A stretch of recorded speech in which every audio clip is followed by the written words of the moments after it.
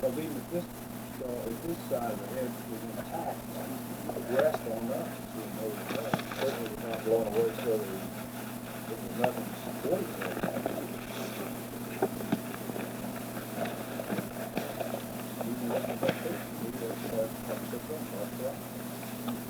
Okay, I'm not, you know, I'm not going to... The area is within that area, I mean, you know, within... Will you just, as you're circling your finger, will you just circle the pen instead so we can get a better idea? We'd sure appreciate it. I don't know.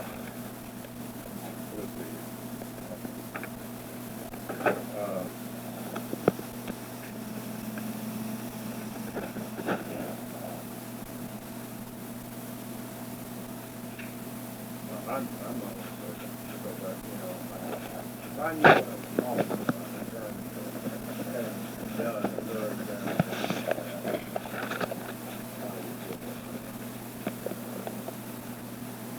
somewhere in the back of it,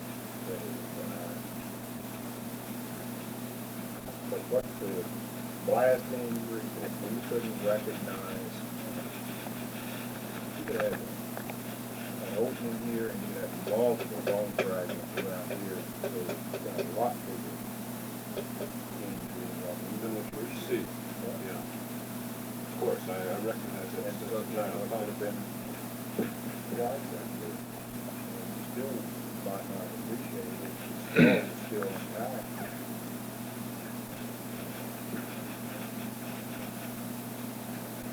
Let me show you this other drawing here, which is a drawing from done by a man who viewed the autopsy photos, and it shows a wound, as you see, further forward on the side, I guess more temporal parietal. Do you have any thoughts on how that squares with what you saw?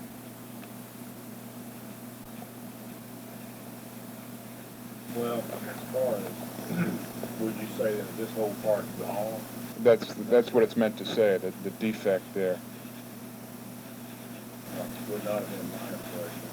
The entry wound might be about, you know, I'm just saying, when your head's back like that, tilted, so I don't know exactly where that is. See, you don't have much of a reflex here. Uh-huh. And, you know, that's possible that as far as this, where you've got some bone fragments falling out here and brain falling out here, you wouldn't see a lot of, indeed, the whole back of the head was falling out in terms of what I saw. It was not. It's not in the sense that all your hair was gone. You know, you looked at a huge wounded without looking at the hair. But then by the same token, I didn't see anything that looked like this. Okay. Yeah. Have you seen this? This is the according to people who have seen it. This is the tracing of an autopsy photograph, the back of the president's head taken at the autopsy. According to people who have seen it, this tracing is accurate to a hair. I'm showing you volume 7, page 104, the back of the president's head, with what the commission here concluded was an entry wound in the cowlick. And there still remains some controversy as to what this is. The official conclusion was that this was brain tissue, while the autopsy was maintained that this was an entry wound, at least initially. I think they finally got humans to say that this was it, but the other two still maintain today that this is the entry wound. But in view of what you saw of the back of the president's head, how does this photograph look to you? Well, from what, now you got to remember, I'm looking at a head, but I may not really see the top of it. I mean, you know, you look around like that, you look like that, and I would say that this looks I thought there was a little more damage in that, but the hair covering over this is more closely resembles what I saw when he went bad, where you do this thing, where you've got. Well, this has no hair at all. I mean, this is just supposed to just show the wound. Nothing McClellan do that? No, I'm sorry. I don't mean to represent that as a drawing book by McClellan. His testimony before the commission was this. I'll just read you the pertinent paragraph. And this is a drawing that appeared in the book 6 Seconds in Dallas, based on this testimony. McClellan said he was in such a position that I could, quote, I'm quoting, could very closely examine a head wound, and I noted that the right posterior portion of the skull had been extremely blasted. It had been shattered, apparently, by the force of the shot, so that the parietal bone was protruded up through the scalp and seemed to be fractured almost along its right posterior half, as well as some of the occipital bone being fractured in its lateral half. And this sprung open the bones that I mentioned in such a way that you could actually look down into the skull cavity itself and see that probably a third or so, at least, of the brain tissue, posterior cerebral tissue, and some of the cerebellar tissue had been blasted out. There was a large amount of bleeding, which was occurring mainly from the large venous channels in the skull, which had been blasted open. Based on that description, an artist drew this. You know, from what I saw, I didn't see that big a defect, but Bob was standing toward the head. He and Terry were both close, got the back, so they were all closer to the head than I was. That was only Right. the room was filled with a lot of people, pretty tight to get around it. Right. And they were in a position to do better. I would have thought there was more destruction than indicated on this. You're referring to the autopsy photograph. You know, more destruction on the back of the hand, but by the same token, I thought there was a fair amount of hair covering it,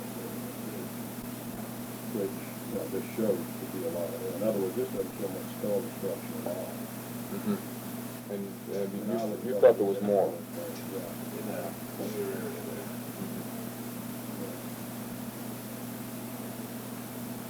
Okay.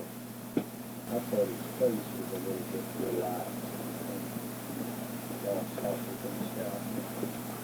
From what? Well, if you had a lot of damage to his scalp, you could conceivably relax the face. I thought his face looked a little relaxed. You know, tissues were a little. Someone else referred to these things. Yeah, it was not, you know, your face wasn't like this. It was more, I thought there was some indication of relaxation of the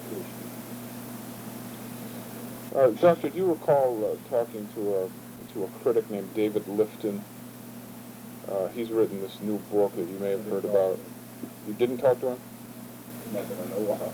Well, he quotes you in his book here. Says he claims he had an interview with you, a telephone interview. I just wanted to check this out with you. He says in November, this is a footnote.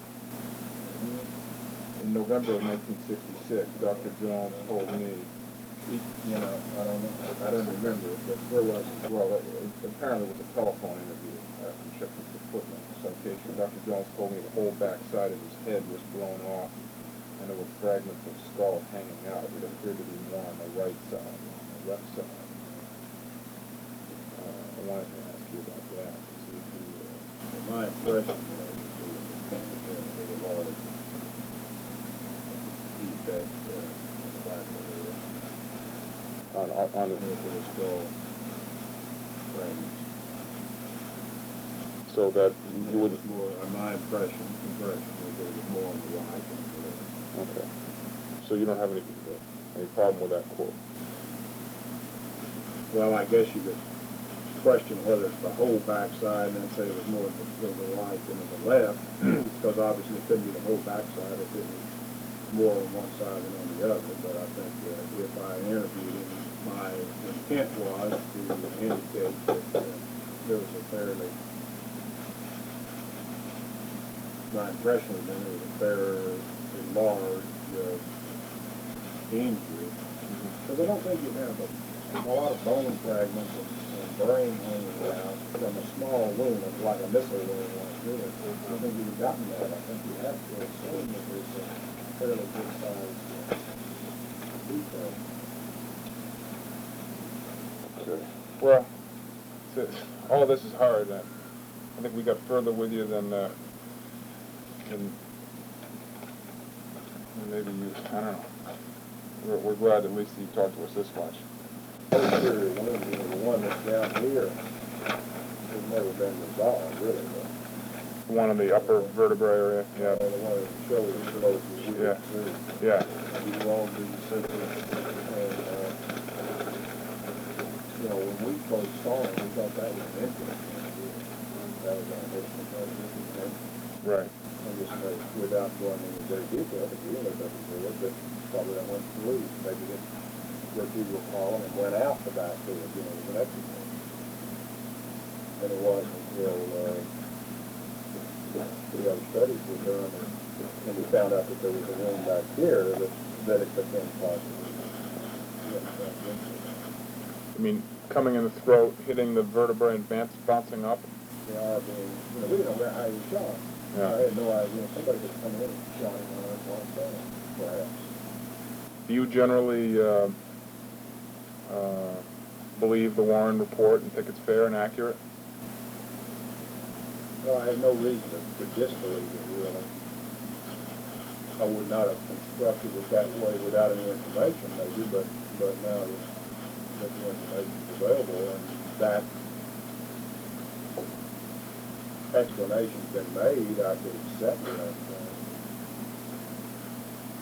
But I didn't know at the time that there was another injury in the back that could have accounted for this wound.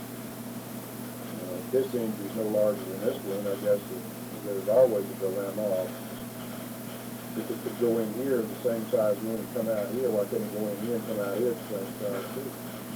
And I don't know how to resolve that. As I said, my initial impression is that was probably an entrance wound because it was very small. That's the way the doctors were quoted initially at the Perry and Clark at the press conference, and there later became a controversy in the Warren Commission as to whether they really said that or whether they were answering a hypothetical question. I think being questioned, it was Perry, and I thought, well, I didn't go Perry. I wasn't in question in my mind for what I thought was an entrance wound. And that was because it was the next day or two that I found out there was another wound back here. So during that period of time, I thought this was an entrance wound.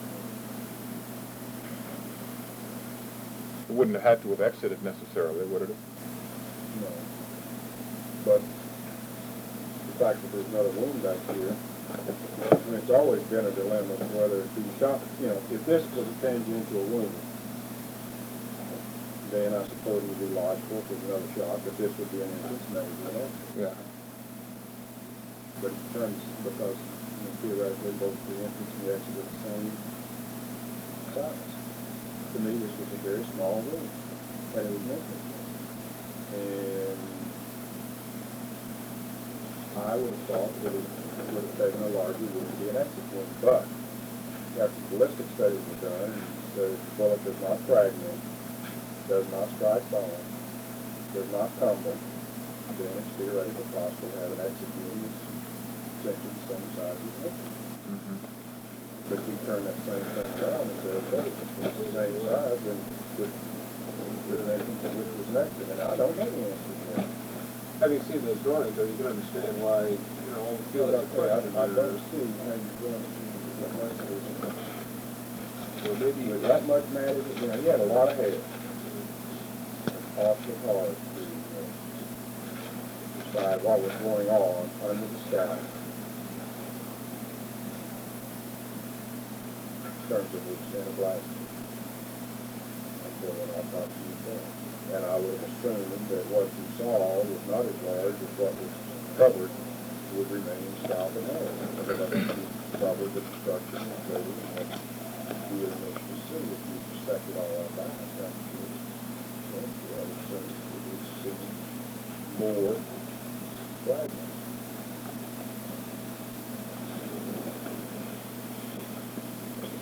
I would not be necessarily surprised if the autopsy showed a larger wound or 3 years and for you would be charged for work, with that one drawing the arrow through it. I would have thought that, I would not have predicted that was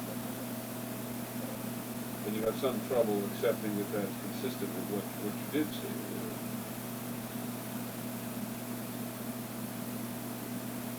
be blown away.